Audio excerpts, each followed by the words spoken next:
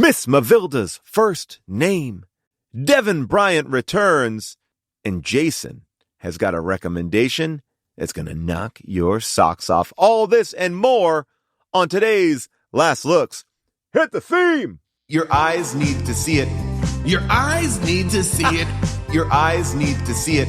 And your ears need to hear it. Your eyes need to see it. Your eyes need to see it. Your eyes need to see it.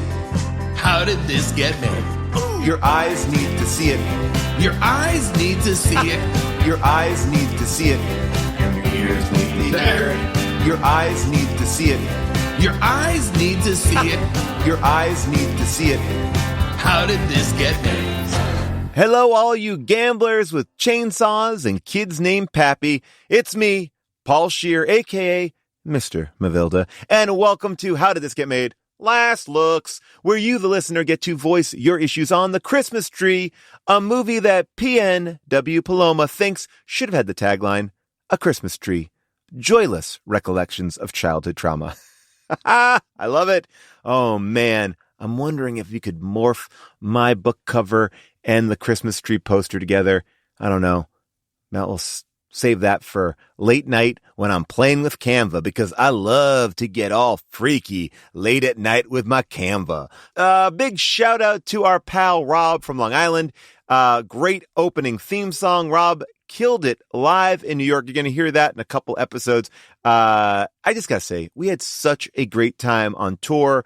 Thank you for coming out. We had some special guests because, the government shutdown prevented June from actually being there. But guess what?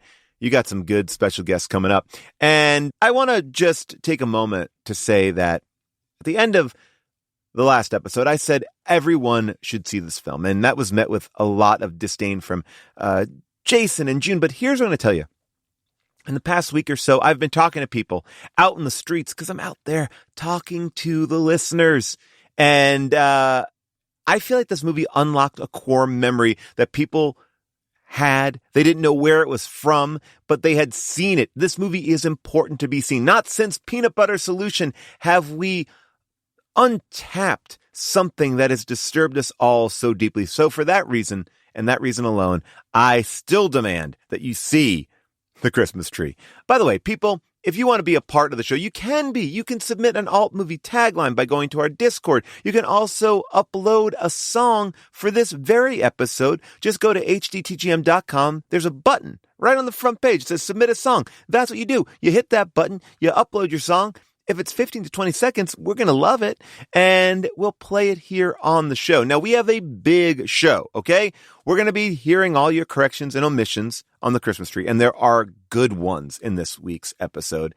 Not that there aren't always good ones, but this week in particular, there are some really good ones. Then Jason and I, we're going to chat. We haven't chatted for a very long time, just about movies, TV, what we're into, and we're going to be joined by our former audio engineer, Devon Torrey Bryant. We love Devon. He is going to talk about his new album called Blame It On My Zodiac, which is great. So a little walk down memory lane, plus things you can be watching throughout the entire holiday season. And let me tell you, people, I want to talk to somebody about Landman. I watched the entire run of Landman. Season 1 and most of season 2. I mean, I'm caught up in the course of 72 hours. And I need to discuss it. Should I just do a Landman podcast? I might have to. Anyway, what else do I want to tell you? Oh, guess what? Very big news. We are doing a live stream show. It's going to be around the world. You have 7 days to watch it, so you can watch it live or watch it later. It's me, Jess, June, and Jason. We're all going to be in studio, so it's not over Zoom, so high quality stuff there. And if you love the live streaming Christmas events, you got to check out the Deep Dive. The Deep Dive, by the time you're hearing this, will have already recorded their episode on December 5th, but it is also available after the fact. So check out veeps.com and you can watch both shows whenever you damn well please. Also, I want to tell you all the movie that we'll be watching for the How Did This Get Made Christmas special. It is the 2015 rom-com Merry Kissmas. And wow, it's available around the world. And by around the world, I mean Canada and the UK, because that's where a majority of our international audience comes from. So you can definitely make sure that you can watch this before the show. Merry Kissmas. And people, that's all I got. Those are all the plugs that we have, because now we are getting into the Christmas tree. We had questions. You have answers. And you know what? We might have even missed a few things, and you're going to make us all smarter by proving that you saw something that we didn't. So now it's time for Corrections and Omissions. You said everything you think that needs to be said, but all the things that you forgot have got me seeing red. So open up the Discord and the telephone line. It's Corrections and Omissions time. Rob from Long Island, 2 for 2. That's like an earworm. I love it. I want to go back to that. Okay, Old Man Pappy writes, the crew wondered a couple times why the orphans never looked towards each other for community or support. And the clear answer is they share one consciousness. You look at how they're constantly standing in a grouping or acting in unison. The orphans are a part of a single hive mind and see themselves as one entity. Are they aliens? Possessed? Under some sort of hypnosis? All possible. But I think the key to their strange connection is Miss Hopewell. I believe the tree is the matriarch of this hive, and through parasitic spores or some ancient magic has turned the orphans into thralls. Well, I love that you've casually just dropped thralls. Ironically, Miss Mavilda cutting down the tree would have been the only thing that freed the kids from its hold on them. Whoa. Old Man Pappy ain't fucking around. You came in hot. And this is possibly the best theory I've ever heard on any movie that we have ever done. The kids are Borg. And I love it. I'm just going to say they're Borg because I would love that's how the Borg came to Earth originally. Maybe they're here. Picard. Get them Borgs. Joe Tangelo writes, it was really weird that Mrs. Mavilda specifically said, go get your electric chainsaw. But then the guy had a gas-powered chainsaw. Why was she so specific and so wrong? Here's what I think about that. Miss Mavilda is not into specifics, or that guy's kind of a drunk. She's like, go get your electric one. And he's like, I'll get my gas-powered one. It's worse for the environment, right? I kind of feel like that's what he was doing. Some people may say, oh, the animators weren't communicated to. They didn't do ADR. No. That's a choice of a drunken person and Miss Mavilda not really paying attention to stuff that doesn't involve her. I mean, how would she even know that he has a specific chainsaw? I mean, I have neighbors. I see that they have tools. I don't know if it's gas powered. I don't know if it's like, I don't know. I'm not asking those questions. Anyway, Sean McBee puts an image up of the home that Judy was being sent to so she could be framed for theft. Now, the man is sitting amongst empty beer cans with his stained area rug and his cracked plaster wall. So if he was to slip something valuable into Judy's purse, I think I might just see a few small flaws in Miss Mavilda's plan.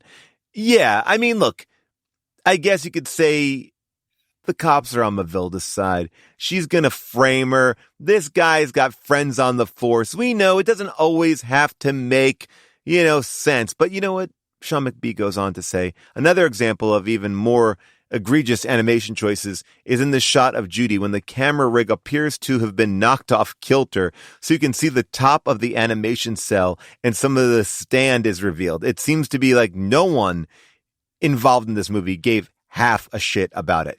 I did notice that, and I thought that was just something like an artifact on YouTube. I didn't realize that the animation was truly off. And this still is cracking me up. You can see the stand. It's like that new 4K thing that they did for Mad Men where you see the guy pumping the oyster rig, or like when Roger Sterling vomits oysters, there's a guy off camera like with the rig. Oh, man. But this is not about 4K upgrade. No. This is just about, you know what? I actually believe that the guy whose house that Judy was supposed to go to probably ran the animation rig.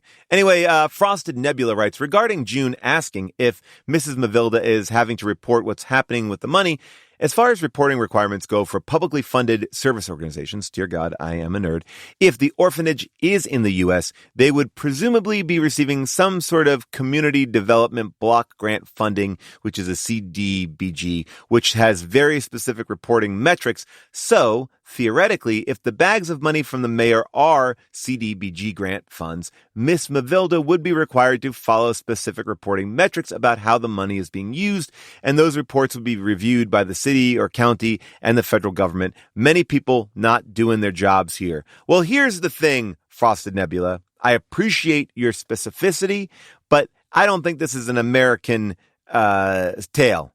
This is no Fievel. No. This is somewhere where you can walk to Alaska, which I guess, I mean, it might be, well, Alaska, North Pole, not Alaska. Maybe it is Alaska. Doesn't feel like Alaska. Not sure. All right, Frosted Nebula, you're right. All right, let's go to the phones. Ben from Virginia, what do you got? Hi, everybody. This is Ben, and my buddy Paul and I love to watch these movies in advance. We caught something that I think made us laugh so hard that we had to stop the movie, go back, and even record a clip of it from the movie. A line you didn't point out, there's so many things from the Christmas tree that are worth discussing. But our favorite line is after the little girl prays to, I guess, Santa to change her wish a second time, and the little boy behind her says, and let's see if I can get this right, Santa's not going to hear you. Nobody's going to hear you. Miracles don't happen. Thank you for bringing this ridiculous movie to our attention. It was a challenge to watch, like an actual physical pain, all of the little cells and eyes and things jotting and bumping around. But what a joy to know that this exists. Thank you all for all you do. Saw the dinosaur show in DC. Fantastic. Cheers. First of all, Ben, thank you so much for coming out to DC. That was a blast. I love going out with Dinosaur. We have such a killer group of people out there. It's the best. It's the absolute best. If you're ever in LA, come see Dinosaur. We'll be live at Largo on the 24th of January. I know that's far away. But yes, that line, Santa's not going to hear you. Nobody's going to hear you. Miracles don't happen. Sounds to me like the sentiments of a very depressed animator who forgot to center the animation cells while transferring it to Betamax. Wow, Ben, thank you for that. This is a movie where you should have your phone out so you can tape moments and show them to people like I have been doing with Landman. Oh, man, there's some lines in Landman. Some lines in Landman that will just knock your fucking teeth out. Is that a phrase? No, it's not. All right, let's go to the phone now and hear from Steve. Hi, Paul. This is Steve with an omission for the Christmas tree, or maybe an explanation for the cryptic ending, the way that it ends with that line that Mrs. Mavalda learned that you only win if you're good. What does this mean? Well, I think that it means it is a reference back to her gambling addiction. June pointed out that the movie doesn't end actually saying that she has stopped gambling. Perhaps she has. But, of course, we also know that she was terrible at gambling. She was always losing. So maybe through, I don't know, Santa's Christmas magic or whatever, Mrs. Mavalda found a loophole and learned that if you are good or feign being good, that you can start winning. So maybe the movie actually ends kind of ambiguously with her laying in wait and growing in power and so on until she can finally unmask herself and her evil upon the world. I don't know. Okay. I like it. I like it that you are a Christmas tree truther. Like, you believe it all makes sense and you have a beautiful perspective on this. You know what? I actually believe that is the spirit of the film, to find the truth, whatever truth is true to you. So thank you. Thank you, Steve, for showing us that this is a metaphor about gambling. All right, back to the Discord. Dove writes something that we knew when recording. This episode is nearly twice the length of the movie they're discussing, with the movie lasting 42 minutes, the episode being about 80. How many episodes have they done that were longer than the source movie itself, let alone twice as long. I'm betting it's none. Now, our producer, Scott, always on target, always up for a challenge, says we've never had another episode be almost twice as long as the movie. That this isn't the first episode that is longer than the movie in general. To name a couple, our episodes on Superman 4, The Quest for Peace, and 222 were both longer than the films. Now, here's the thing. Our discussions frequently go much longer than the movie, but we edit them down. For example, the Morbius live show was 3 hours long unedited, but we know that that's a special thing for the audience. So whenever you come see How Did This Get Made live, you're going to get a longer, more special show. And also, we understand no one wants to hear 3 hours of Morbius. And I know you're like, yes, we do. No, you don't. SS Lizard writes, I don't think the mayor's a good guy. He sees one kid dressed in the same clothes every time he drops off money, and that's it. He doesn't look around or talk to the kids or ask for any receipts. He just drops off money like, yep, I've done my job. I'm such a good mayor. Here's the thing, SS Lizard. Hire good people and then let them do their job. And I think the mayor was doing that. And yes, he got a little complacent, but there seems to be a lot of things this mayor is responsible for, primarily employing every individual person in this town. He has to size them up, find them not only a job, but then take care of their lodging as well. This mayor is doing the Lord's work. And yes, he may get confused. He may have thought there's different kids coming in and out. And sure, you can attack him all you want, but this guy is doing more than most mayors, okay? John Steele writes, hey, Paul, my wife and I watched this movie with our kids, and we all had a good laugh at this bizarre movie. We had a thought on Mrs. Mavilda. We noticed that during the first card game, some of the other degenerates were calling her Bavilda, so we thought maybe her full name is Bavilda Mavilda. John Steele, this is the logic. This is the logic that we need. And you know what? I'm doing it 2 last looks in a row. You are our winner. That's right, John Steele, for naming Mrs. Mavilda Mavilda. Yeah, you're going to win. And you get this amazing song from Homonym. You win nothing. Yes. Great job to everyone who came correct. And you did. You came very correct. By the way, How Did This Get Made merch? We have re-released our original shirts. The first 2 designs we ever made are now up in our merch store. You could just go to hdtgm.com and get a link to go right there. You can also get our shirts for our Philadelphia and New York shows. They're great holiday gifts. You can make them into coffee mugs. You can make them into stickers. You can make them into hoodies. You can make them into onesies. People, give How Did This Get Made for the holidays. And if you want those amazing hats, that's available too. You just have to go to our Pod Swag store. Okay, now, if you want to chime in with your thoughts about what we're always talking about here on the show, you can. It's very easy. You listen to the show, you go to our Discord, or you call me at 619-PAUL-ASK. Then I'll read your thing. I'll determine if you have what it takes to be like John Steele. And you know what? Most of you do. I believe in you. Like Tony Robbins, you can do anything you set your mind to. Take it from me, Paul Robbins. All right, coming up next, you don't want to miss my chat with Jason, where we recap our recent New York and Philadelphia live shows and talk movies, TV, music, and more. So stick around after the break.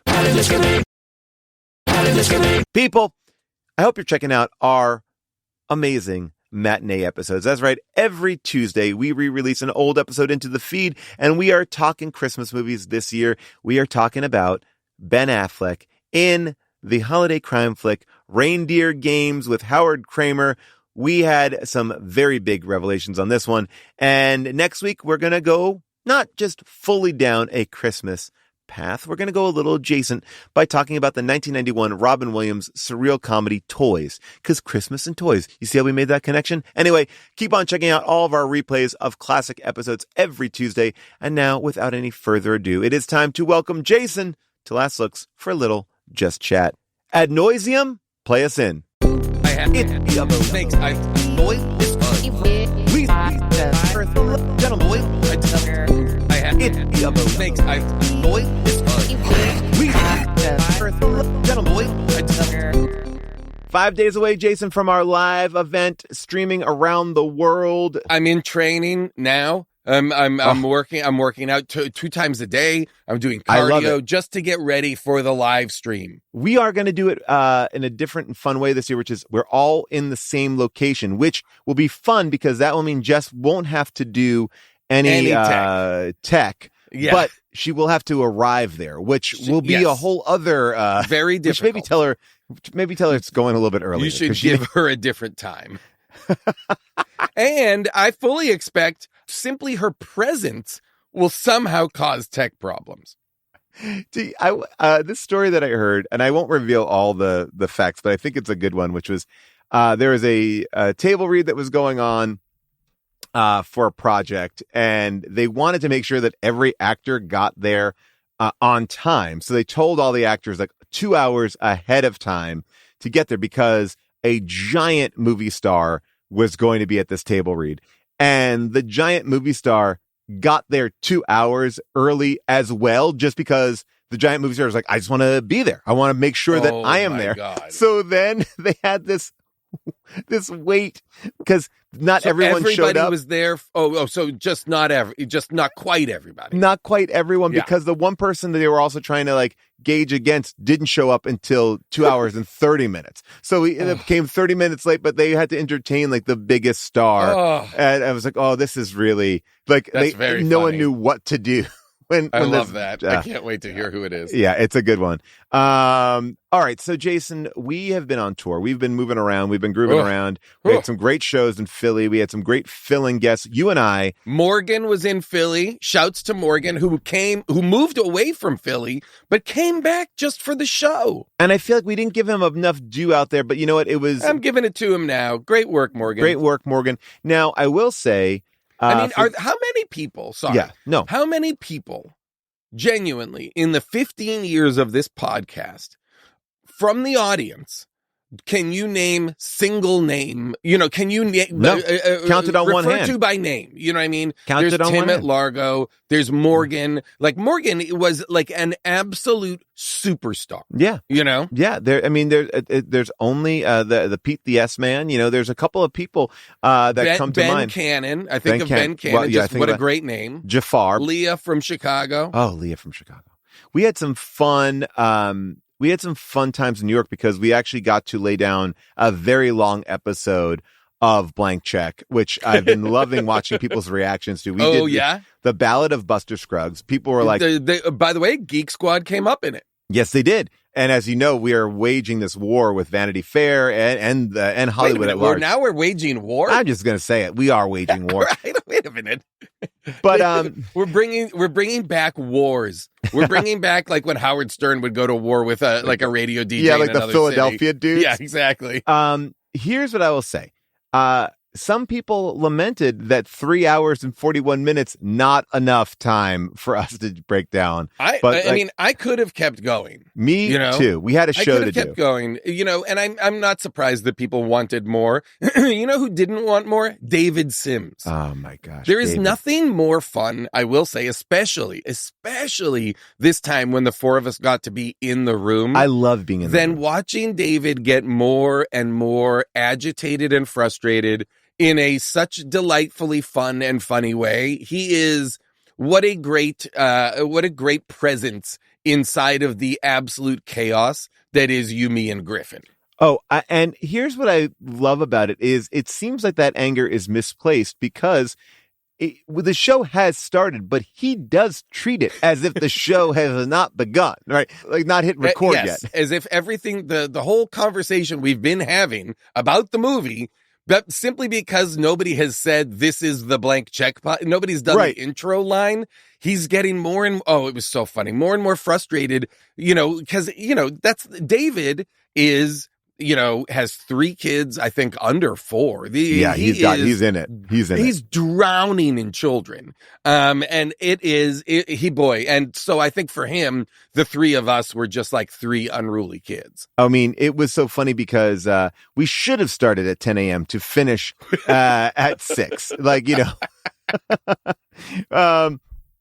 was really like, to me, I love being in there. I love their space. I love talking to them. And so if you have not listened to that episode, do yourself a favor. If you got about 4 hours, And it's the kind of thing that you can listen to in chunks. And I will say, if you are a Coen Brothers fan, if you're a Blank Check fan, if you're a movie podcast fan, if you like our show, you should be listening to Blank Check. Absolutely. A lot of our guests are guests on that show. Listen to Gabrus or us. Paul and I have been on it a bunch. Listen to the Doughboys on there if you're looking for an entry point. But then also listen to Ari Aster on there. Listen to Seth Rogen on there. Listen to all the great past and future guests. It's a fantastic show. And I can't recommend it enough. And this series about the Coen brothers is maybe pound for pound one of the greatest series they've ever done. The best run that they've had. I mean, in a series, in a show that has tremendous runs all the time. I will also say this. I want to shout out our friend who's never actually been on the podcast, but Rob Riggle. Rob Riggle has a book and an audiobook as well. It's the same book. It's not like he has two, but it's called Grit, Spit, and Never Quit. It's his story about being a Marine and doing comedy, and there are some great stories in there. Riggle's Marine stories are always hilarious, and this book is really, really fun. If you like Rob Riggle and you know him obviously from everything from like 21 Jump Street to Daily Show, Jump Street, Daily Show, SNL. Great dude, incredible, great dude. So anyway, just wanted to shout out our friend and his brand new book. But Jason, I've been watching stuff, and I wanted to get your read. You're gonna have more interesting stuff, so I'm gonna just throw one thing at you. What do you got? I went back and watched 21 Jump Street, and I was like, "This movie, the entire TV No, series? I wish I watched the TV series. Oh my! By the way, I do own it, the entire TV series. You really? Oh, I do. I loved it. I watched that 21 Jump Street movie, and it was like, it's funny. I don't often revisit comedies. So I'm like, oh yeah, it was really funny. I really liked it, and I don't ever go back. I rewatched that movie, and I was like, this movie is kind of perfect. It's so funny. So funny, great cast across the board. I just was like blown away by, I think it's fun to sit back and watch comedies after a long time of not seeing them because because then you're surprised by the jokes again. Yeah. It's because that's why it works, because it's like, it's so surprising and funny. And again, we just don't do these anymore. Wouldn't it be great to make movies with funny people that are funny? That are just nonstop funny with funny people. I would love that. But we don't seem to be interested in that, or the business doesn't seem to be interested in that. And it's such a shame, because that's a movie that really you could show is like, oh, well, it's done it all. You and I think also have a soft spot for action comedy, especially cop stuff and funny stuff. For sure.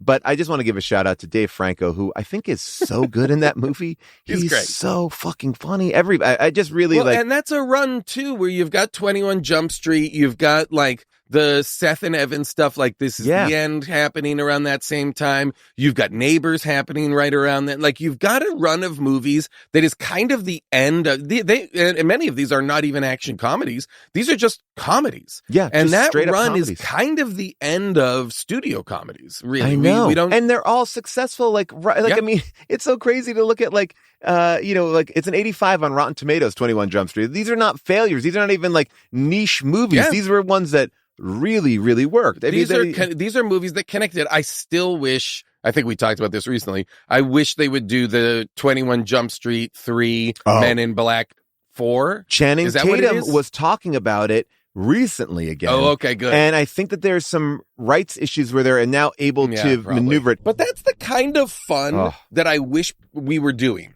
I wish we were making movies that had that fun that level of fun and surprise, because I think we'd have hits on our hands, comedically.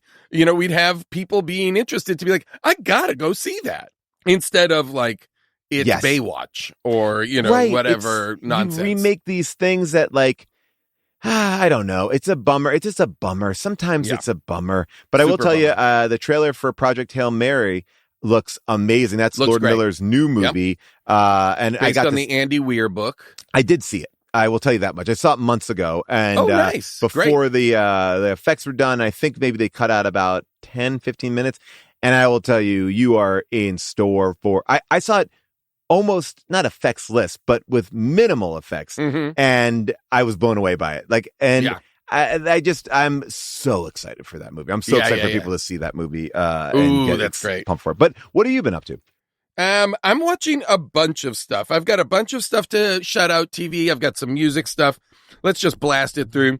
Yeah. Taskmaster season 20 just wrapped up on YouTube. I can't recommend it enough. Better than your season? Fantastic season. It is in no way, shape, or form better than my season. I've been boycotting it because I'm actively telling people don't watch. It's not as good. They didn't bring back Jason, and they don't ever really bring back people. You know, it's that magic trick that Taskmaster always does, especially for, I think, if you are not fully dialed into British comedy, where I don't know these people, or maybe I've seen them in passing here or there, and then I immediately become obsessed with them and become so invested in the show. This season was fantastic. I really became a fan of Stevie Martin because of my God, because of your season. Like Stevie Martin sent me a picture recently of I'll find it and send it, and maybe we can post it. Somebody sent her a picture of people on Halloween dressed as her and I in our outfits from Taskmaster. I love that. Oh, I wish which that's was very so cute. Like it was like a couple's costume. I think that's amazing. By the way, somebody did something that I want to send you. It is a clip of someone hitting the pause button on Teen Wolf and finding the nudity in it. So now there is, we have a great... Now there's proof. There's proof. Now that somebody was able to give me the proof that I so desperately needed from the Teen Wolf episode. Oh, that's so funny. There's a show on, I think, HBO. It's an Adult Swim show called Ha Ha You Clowns.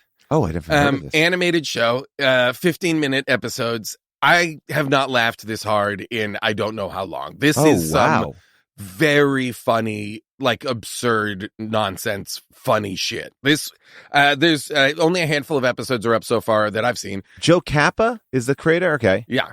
I just happened on this show and it is killing me how funny it is. It's absolutely bananas level funny. Landman is back. Love Diplomat Landman. Is back. Oh, yes. Love Landman. The Last Frontier on Apple is basically what if Con Air was a TV series. I started watching it and I'm loving it. It's a blast. It's a blast. If you are looking for, it's getting to be that holiday season period where I feel like everybody watches Gilmore Girls. Yes. If you are looking for a Gilmore Girls-esque thing to watch, maybe you've already watched Gilmore Girls enough or whatever, I can't recommend enough the follow-up show that Amy Sherman-Palladino did one season of called Bunheads, all of which is now on Prime, and I've just rewatched all of Bunheads, and it's incredible. It is so fantastic. Sutton Foster is the star of the show. She and Kelly Bishop have a dance studio. Every episode has a long single take dance performance, which the Palladinos then later did on Étoile as well, the now canceled Prime show. But I cannot recommend Bunheads enough. It's on Prime. It's been hard to watch for a while, so that's a good one. Jason, have you watched, or we haven't talked about it yet, but The Chair Company? Chair Company. I've only watched the first couple. I think it's amazing. Now that I'm back at home, I'm going to watch the rest of it. So I'm very excited. This is a show, and like Pluribus as well.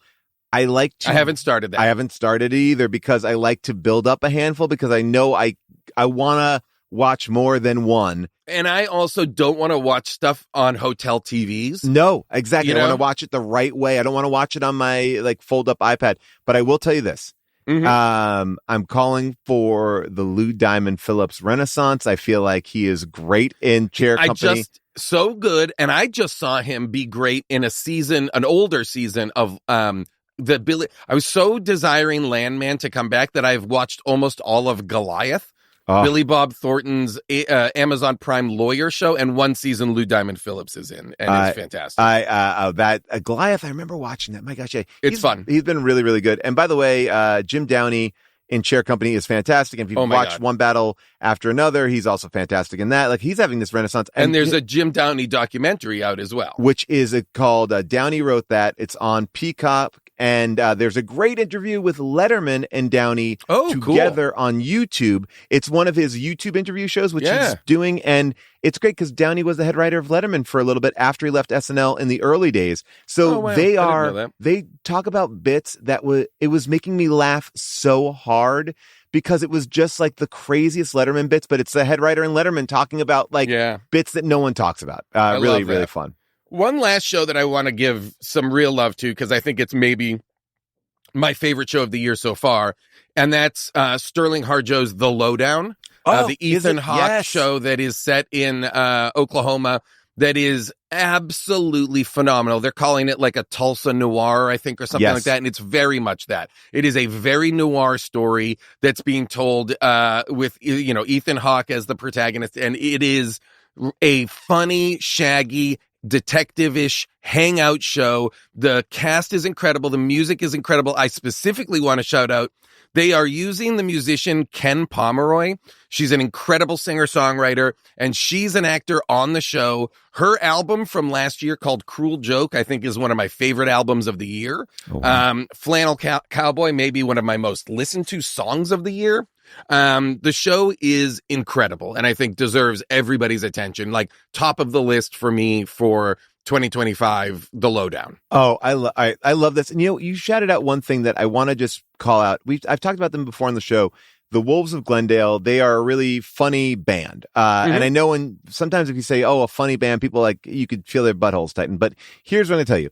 They are legitimately very funny, but they're doing a brand new series, which I love. It's like Iron Chef for songwriting. So what they do is they get these ingredients that they have to do and then make a song. So every episode is them making a song on a very unique topic. The first episode was they have to make a song about Shrek. I just love the format. It's Iron Chef with music. Check it out. It's on YouTube. It's free. It's Wolves of Glendale. You will love it. And the Shrek song is very funny. I'm enjoying it. I want to shout out a couple things. I just saw, I was in New York. This is really for people, if you're in New York or going to New York, I saw Natalie Palmides' show Weird at the Cherry Lane. And it was astonishing. I thought it was an absolutely incredible show that everybody needs to see. Natalie Palmides did the show Nate that is available on Netflix. But this show, Weird, is an incredible show. I couldn't believe I don't want to say what the kind of trick of it is or what the hook of it is, but it's so incredible and so fucking funny. I haven't laughed that hard in a while. Some of my favorite comedians are on tour. If you can see Nish Kumar's show, Nish Don't Kill My Vibe, incredible. James Acaster is touring and is touring the U.S. with new material that I've seen, and it is fantastic. James Acaster, of course, from the James Projector episode, phenomenal. Stevie Martin is on tour. We mentioned her earlier. My Taskmaster, JV Martzukis teammate. Please see her new stuff. Is fantastic. But a bunch of people have put out specials recently that I want to shout out. Ian Edwards put out a special on YouTube that is absolutely hilarious. Ooh. Earthquake special, joke telling business is so funny. Ali Wong directed Frankie Quinones' special, Damn That's Scary, and that's very funny. All of these are worth tracking down and worth checking out. Great specials all around, like trying to get into more, like finding more people that are putting out specials and not just like big slick nonsense, but like really funny shows, you know? Yeah. Patton was on something recently. Patton just put out an audio-only special. Oh, wow. And I was like, I love this. Great. More of this. Okay. And also, the Jeff Buckley documentary is absolutely heartbreaking and fantastic. Well, Jason, here's something you're going to want to put on your list.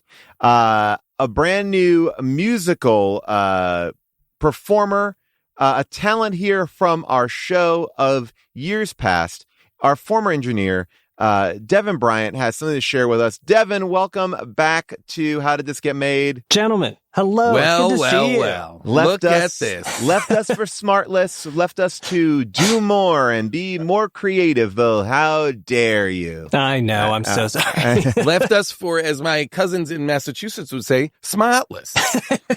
That's absolutely right. And I've seen both of you guys as you come through on a couple shows we've had over there. Both of you were on Staying Alive, the show I work on with Gabrus and Pally, which is a fantastic show. Great episodes that you both were on, too. If people haven't heard them, please check them out.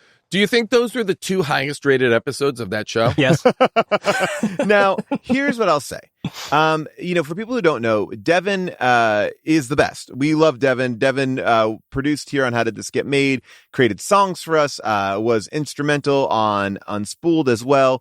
But Devon, in your own right, you are a great musician. We talked about your last big release under the moniker of Painkiller the Pigeon, right? That's right. Painkiller the Pigeon is what I call this kind of music, because I do some experimental stuff, but this is where I put kind of like, pop songs. I mean, for lack of a better term, these are guitars, these are drums, these are bass, these are lyrics. It's Beatles type pop songs. I mean, rather than say a Sabrina Carpenter or something like that. Yeah. Well, now the new album is called Blame It on the Zodiac, right? And Blame It on My Zodiac. Oh, My Zodiac. There you go. Okay, now I like that. Is the album, so it's all songs that are about the failure of your Zodiac boat? the inflatable boat that which is look, don't Jason, we cannot shit on them. They're a sponsor, please. Shit. Are we still sponsored by Zodiac? Yeah, we're getting a lot of money from the Zodiac people.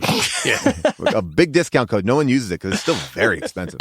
But yeah, so tell us about this album. It's a very vintagey thing. I mean, the inspiration, the things I was listening to as I was writing these songs are sort of all things that ended up being released sort of 1968 to 1972. And I don't really know why. It was all the kind of the second, third, fourth CCR record, the second, third, fourth Joni Mitchell record, the Peter Gabriel Genesis era, the, King Crimson kind of before the first breakup, it's all this stuff that I was listening to. Like Adrian Belew era King Crimson? I certainly was listening to a ton of that. Yes. Okay. Absolutely. But I mean, are we talking 3 of a perfect pair here? What are we talking? Lark's Tongue, Neil and Jack and Me? Like, what are we talking here? That's a good record. By the way, that's an underrated one. The second one, Beat. People are like, Discipline's the one, but Beat is fantastic. No, Beat is.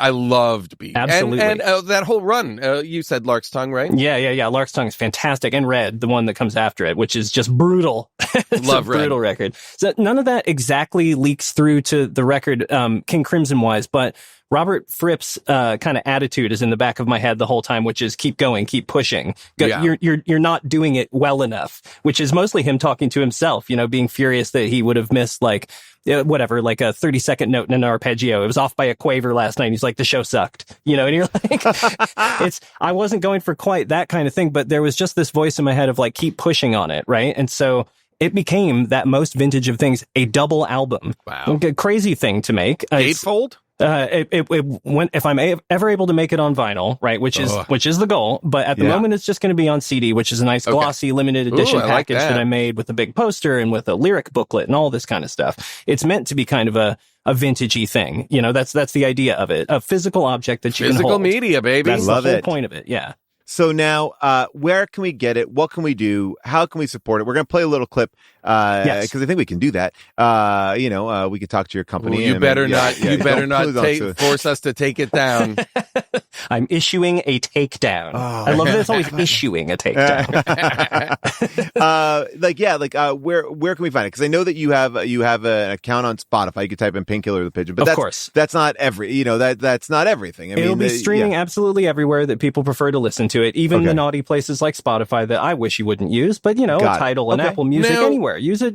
Would you prefer it if we, for example, bought it digitally on Bandcamp? I certainly would. Bandcamp, my Bandcamp, painkillerthepigeon.bandcamp.com is the place to go, I would say. And if you are lucky enough to be a Bandcamp regular, if you buy the album on Bandcamp Friday, that means that's right. Bandcamp does not take its percentage.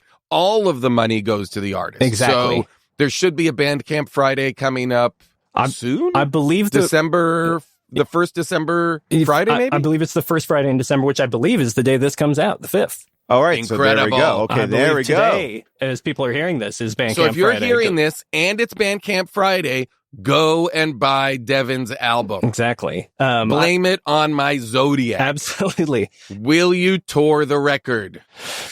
I don't know how I could. This is a record I made entirely on my own. I play every single instrument. Oh, wow. Yeah. Every single instrument, top to bottom. On a double album with 4 EPs that come out after it. So there's 42 tracks that I did from T to B. So it's kind of an insane project, but I had to make that much to get to boil it down to what the record was supposed to be. I had to make way too much. And then lots of it was good. So it'll all be out on kind of supplementary EPs for people that are interested, but the main record is the thing for sure.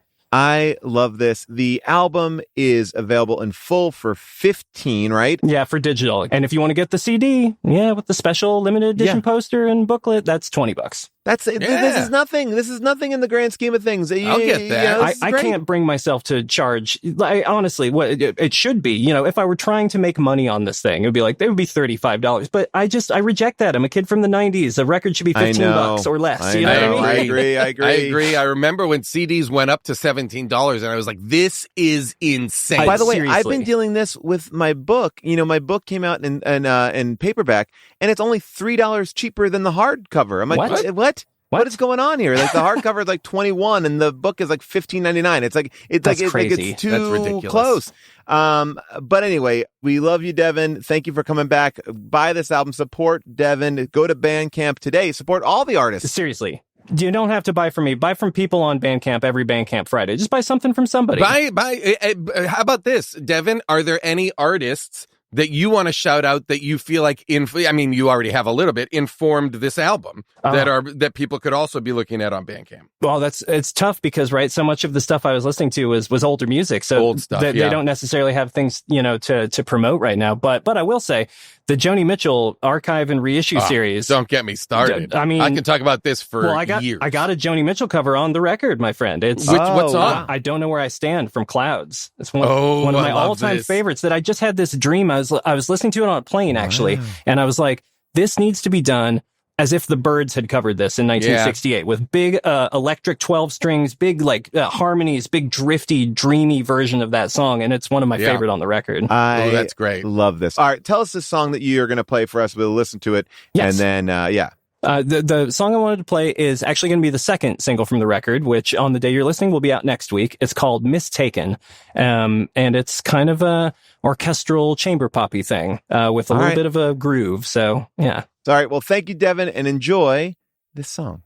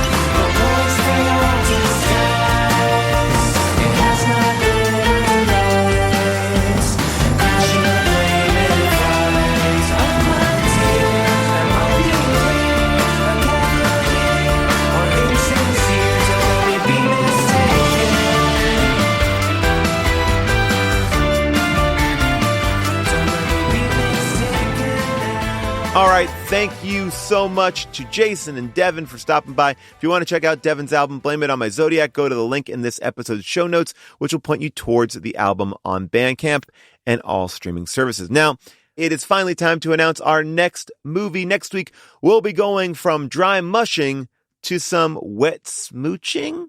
Yeah, well, I've already kind of teased this in the beginning, but we're watching 2015's Merry Christmas starring Carissa Staples, Brant Doherty, and the late, great Doris Roberts. Like I mentioned, this is the movie that we are covering on our holiday live stream on December 10th. So if you want to watch the episode live and completely unedited before the podcast comes out, make sure to get yourself a ticket by going to hdtgm.com or my website. Now, if you want to know what this movie's about, well, first of all, I'm going to tell you, Scott says you should watch it. And If you're still not sold on that, here's a summary.